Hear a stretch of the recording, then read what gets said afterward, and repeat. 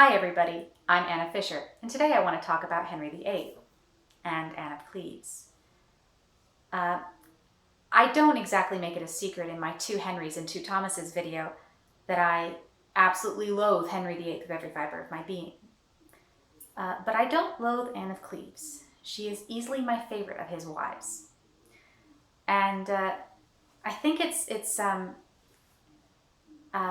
important to talk about the very, very famous Hans Holbein portrait of Anne of Cleves, in which she is shown, as I said in my Colorful Catholics and Plain Protestants video, as the perfect Protestant princess. And Henry VIII loved this portrait, and he was okay with taking her as his fourth queen based on it. And then he met her and didn't like her. Now, the story that Henry VIII put out was that she was ugly and smelled bad and repugnant to him, and he didn't want to sleep with her. And I think it's important that we interrogate that a little bit, because we don't have any actual evidence that she was ugly and repugnant. She certainly was smart enough to pretend to be so innocent as to not know that her marriage was unconsummated, and was smart enough to agree with Henry and play ball with him and divorce him without raising a fuss. And out of this, she got a pretty extensive estate. She got the Palace of Richmond, which cracks me up, by the way, because that was Henry VII, Henry VIII's father, was the Earl of Richmond before he became King of England. That was actually the estate he wanted to return to when he was exiled in Brittany. And she was from a very, very conservative court, and England was a very, very sophisticated court. Henry VIII's court was very, very sophisticated. They played a lot of masks, they had balls, they had the kinds of sort of theatrical,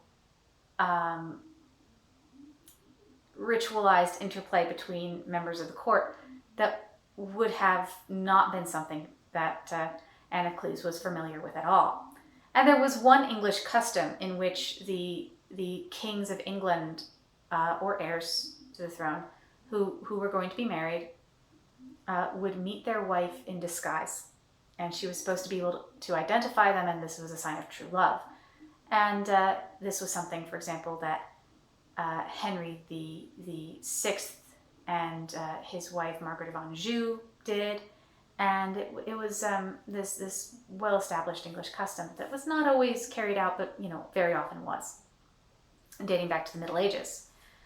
And Henry VIII tried this with Anne of Cleves, and she did not recognize him. And this old, ugly, gross, smelly, he had wounds that stank, and this generally repugnant old man was, skeeting on her at a party, and she was there to become Queen of England, and she was like, go away. And Henry VIII was pretty offended by this, and this is part of the reason why he did not like Anne of Cleves as his wife. He also was impotent, or probably pretty close to impotent at the time. And so when he said that her ugliness kept him from getting it up, it was probably actually his injuries and his age and his lifestyle that had contributed to him not being able to sustain an erection. And Henry VIII had a great deal of pride and arrogance and ego, and he didn't like being the one to do the rejecting. So he tended to come down very, very hard on the people who rejected him first, and this is a great way to get your head cut off.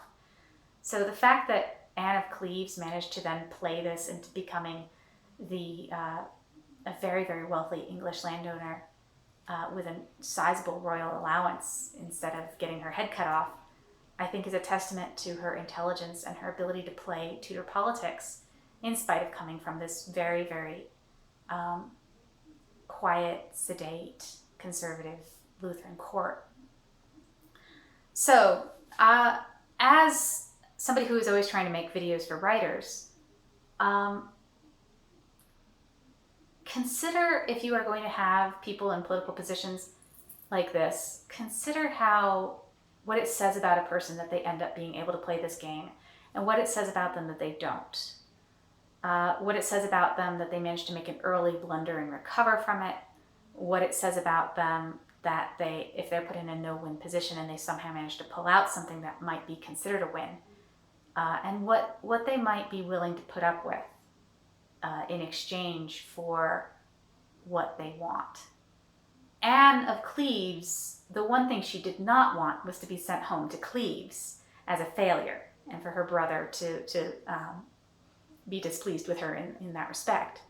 So Anne of Cleves got what she wanted out of this bargain. She got a home and wealth and freedom, and she didn't ever have to marry. Her divorce worked out very, very well for her.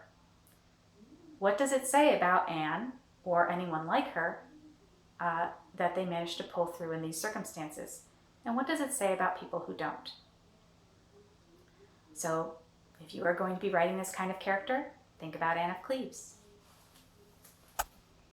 Before I go, I wanted to leave you with this. That very famous Hans Holbein portrait of Anne of Cleves that I talked about earlier. This is the portrait that so intrigued Henry VIII, and also which he claimed did not represent her. In this portrait, she is painted to be the perfect Protestant princess, but strangely, and almost uniquely for 16th century women's portraiture, she is looking straight at the viewer. She is almost confronting the viewer. She is very forthright, and I would love to have met the woman who was portrayed this way in this portrait. Anyway, if you have made it this far and you enjoyed this video, please consider liking and subscribing and hitting that notification bell, and possibly leaving a comment. My links to social media accounts are in the description below, and I hope you had a wonderful day, and if you haven't had a wonderful day so far, I hope it gets better. Bye for now, and thank you for watching.